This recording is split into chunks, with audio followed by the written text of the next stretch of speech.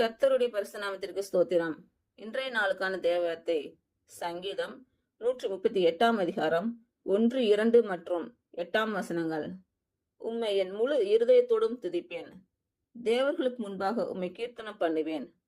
உமது பரிசுத்த ஆலயத்திற்கு நேராக நான் பணிந்து உமது கிருபை நிமித்தமும் உமது உண்மை நிமித்தமும் உமது நாமத்தை துதிப்பேன்.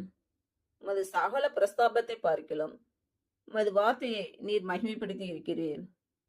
கர்த்தர் எனக்காக யாவையும் செய்து முடிப்பார். கர்த்தாவே, உமது கிருபை என்றும் உள்ளது.